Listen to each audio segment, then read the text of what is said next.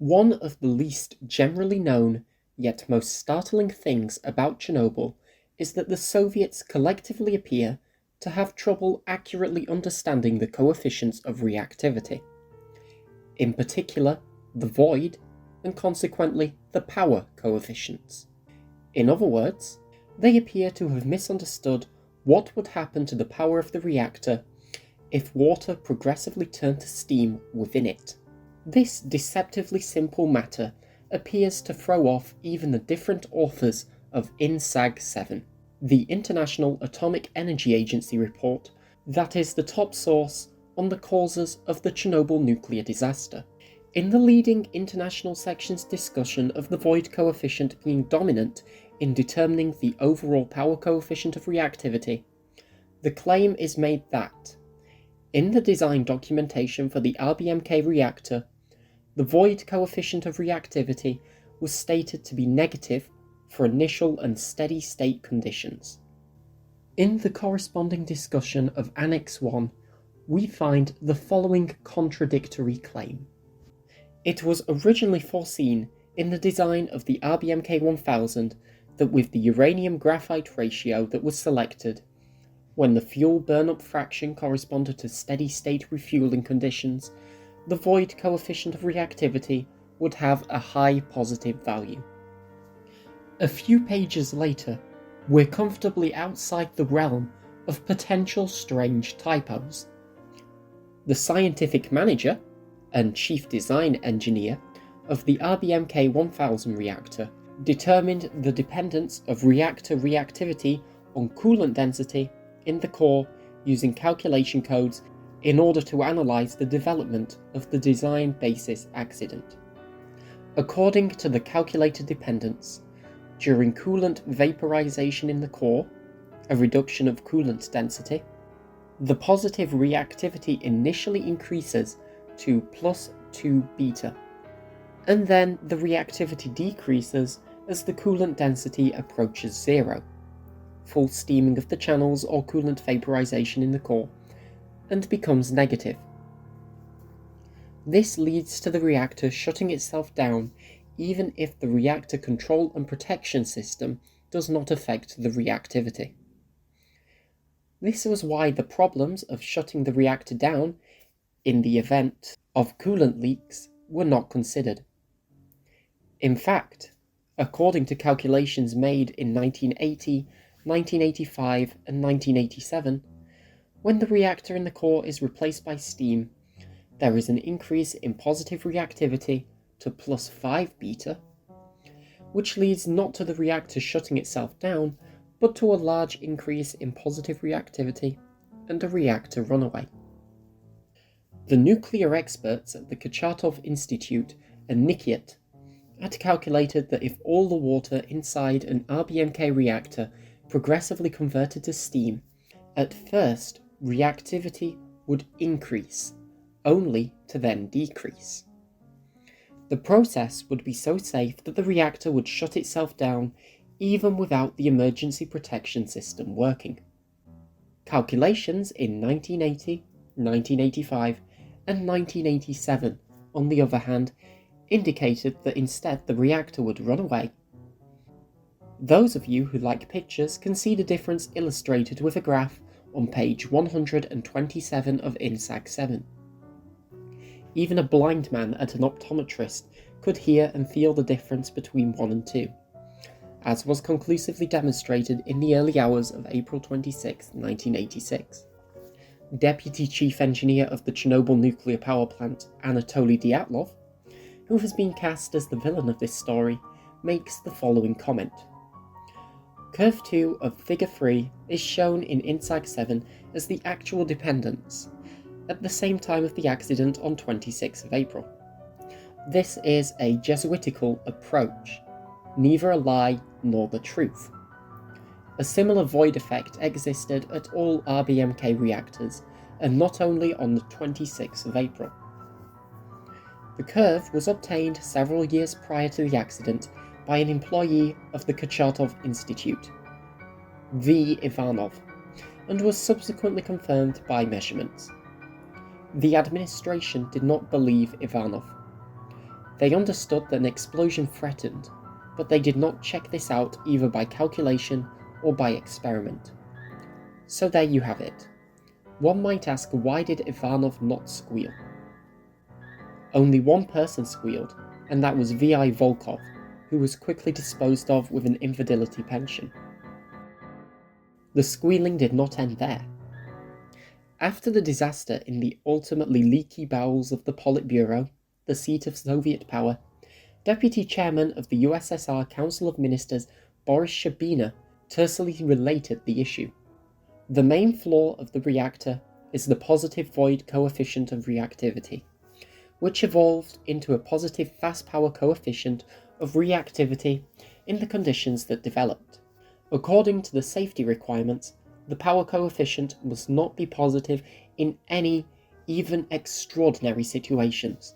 Practical experience in operating RBMK reactors has shown that the value of a positive void coefficient of reactivity turned out to be much higher, twice as high as projected by the design.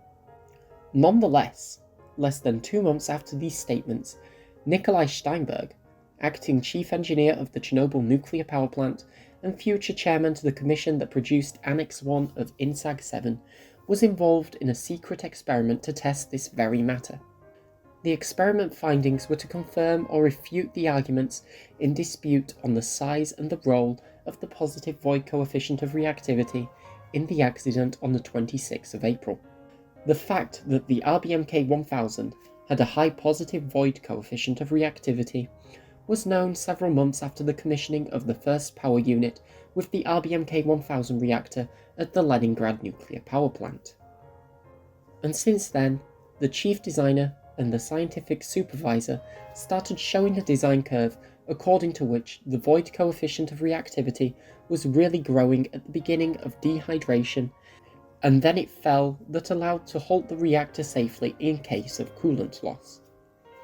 Only faith in that curve allowed continuing operation of the RBMK reactors. But how do you check the reliability of this theoretical curve? The chief designer was convinced that the experiment would finally withdraw the fault findings connected with the reactor positive feedbacks. Actually, without that confidence, or self-confidence, the chief designer would never propose an experiment without danger of which there is no need to speak. There were very few reactor physicists whose blood wouldn't turn to ice at only one idea: to leave the reactor without coolant. Long story short, the late-night experiment confirmed that reactivity rose higher than had been expected by Soviet nuclear experts and authorities to the key value of 5 beta. Steinberg concludes, only the participants and a narrow circle of insiders knew about the outcome of the experiment. When preparing this book, I tried to find the records of measurement. There are no such records at the Chernobyl nuclear power plant. But the most surprising thing was that in a few days after the experiment, the designers optimistically reported at the special session of the International Atomic Energy Agency at Vienna about how remarkable the RBMK 1000 was, its wonderful characteristics, and the Chernobyl nuclear power plant personnel who blew up the reactor. The controversy does not end here. If we look above the table of values shown in the preceding video, we see these statements. Experimental determinations of steam alpha F and the total power coefficients of reactivity, alpha N, at nuclear power plants have been carried out regularly according to specially developed methods since 1973, the launch of Unit 1 of the Leningrad nuclear power plant. For reactors with a fuel enrichment of 1.8% in uranium-235, these experiments at Unit 1 of the Leningrad nuclear power plant obtained data indicating a change in sign and an increase in the vapor reactivity coefficients with increasing fuel burnup and DP, aka additional absorbers, unloading from minus 0.22 beta EF at 211 additional absorbers to plus 5.1 beta F at 32 additional absorbers. The values of the steam effect of reactivity obtained by the Chernobyl Nuclear Safety Department as a result of measurements of the fourth unit are given below in Table 3.6. According to Nikolai Karpan, the Deputy Chief Engineer of the Chernobyl Nuclear Power Plant for Science and Nuclear Safety at the time of the disaster, the void and power coefficients were being accurately determined going all the way back to the very first RBMK 1000 reactor. His own nuclear safety department at Chernobyl had been keeping track of these coefficients since the launch of Reactor 4 at the end of 1983. Not to mention the other older reactors. Annex 1 of INSAG 7 supports Karpan's claim. Yet in a surprised Pikachu face moment, we find this bombshell in Anointed Villain and another Deputy Chief Engineer at the Chernobyl Nuclear Power Plant, Anatoly Dyatlov, in his book. I certainly didn't expect a dirty trick from the station's nuclear safety department. In accordance with the requirements of the regulatory documents, the department periodically conducted measurements of reactor characteristics, including such parameters as the void coefficient of reactivity, alpha F, and the fast power coefficient of reactivity, alpha omega. Here is the latest given data obtained by operating staff for work guidance. Alpha F plus 1.29 beta, alpha omega minus 1.7 times 10 to the minus 4 beta per megawatt of thermal energy. After the accident, the steam void coefficient was measured at the other units of the station and the values obtained were up to 5 beta. Dyatlov claims that despite all the measurements the Nuclear Safety Department of RBMK plants was supposed to be doing on the night of the 25th into the 26th of April 1986, the Reactor 4 operators were working with a much lower value of the positive void coefficient, and with a negative value of the power coefficient of reactivity. Not only did this deceive operators on the safety of the reactor they were handling, but Dyatlov repeatedly claims in the absence of a reliable operating reactivity margin, or how many control rods were effectively in the core, measuring device, operators were erroneously estimating the operating reactivity margin. On April 26th, we saw no decrease in the reactivity margin thanks to the designers, so no one should have been tormented. Not Akimov, not Toptonov, nor Dyatlov. I just didn't expect it until 1:30, and it wouldn't have been with a negative power coefficient as determined by the design documents and measurements of the station's nuclear safety department.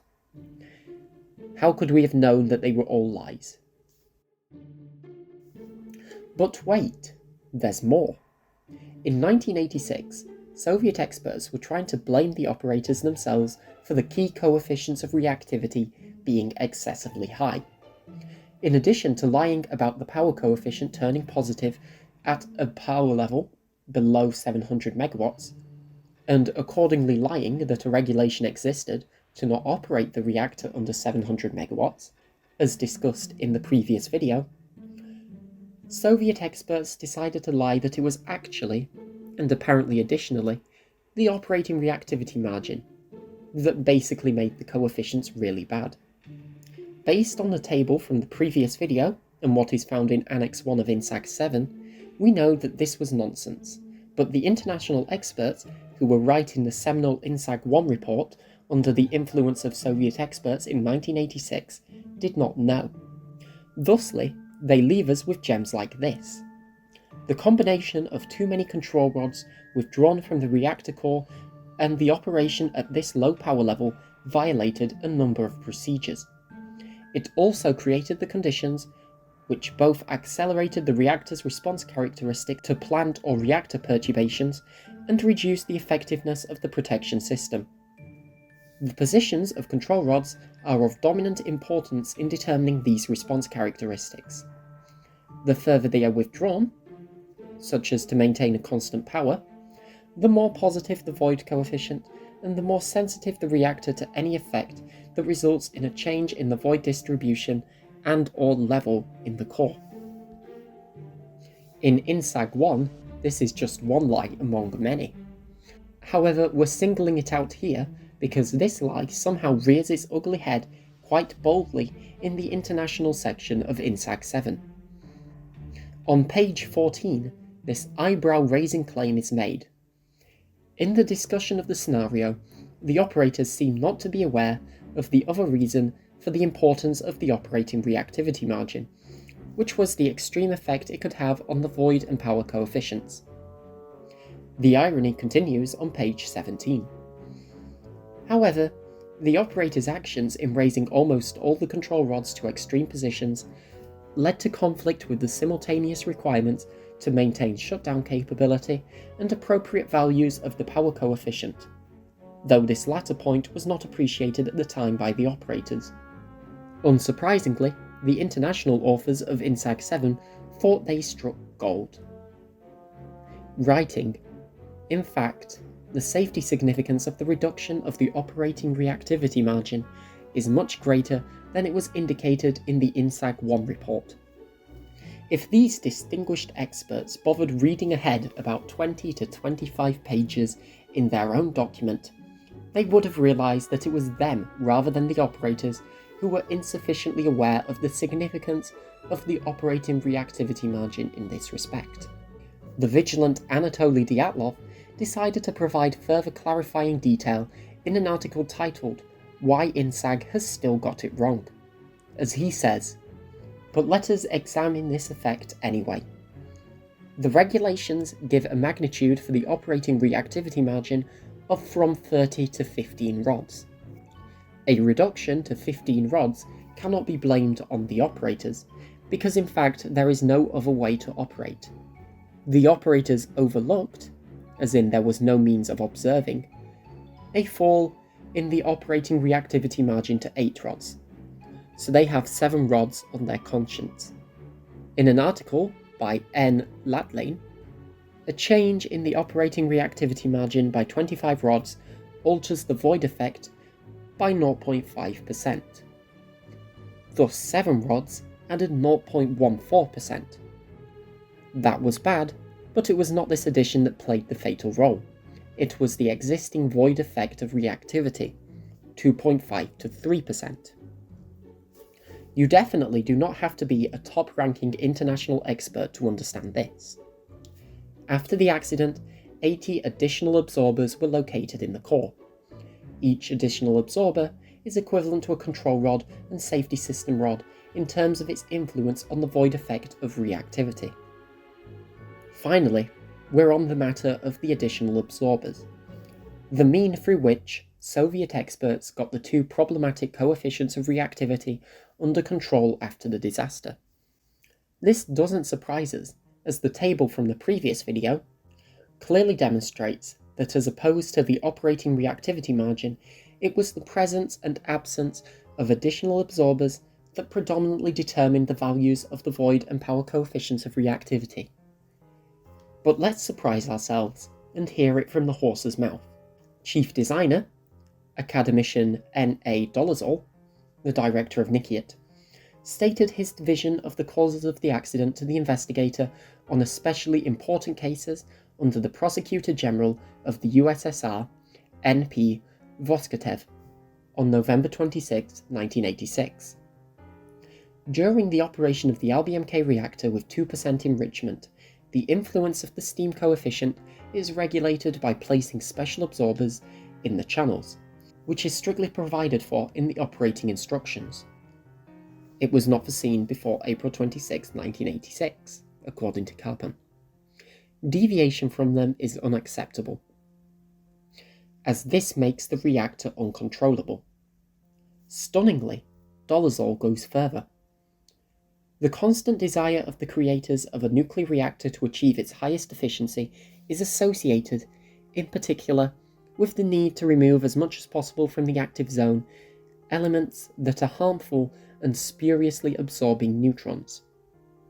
Among others, one of these elements is the water remaining in the lower part of the channel occupied by the power control rod. To avoid this effect, a certain lower part of the regulator rod, of a certain strictly calculated size, is made of a non-absorbing material, thus displacing the corresponding amount of water in this channel, which was to this extent an absorber.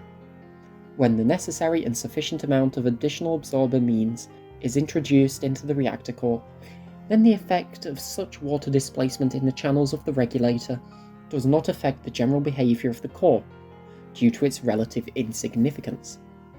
If these absorbers were not enough in the reactor, then the development of power in the reactor is possible.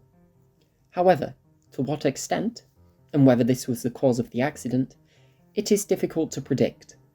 Any calculations proceed from provisions whose justice is extremely difficult to prove.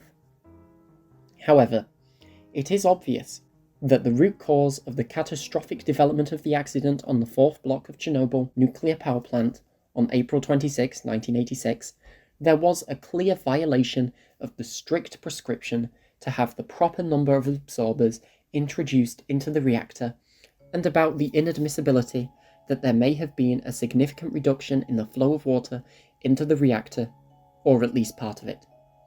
According to Dolezal, not only were the coefficients of reactivity dependent on the presence of additional absorbers, but so was the positive Scram effect itself.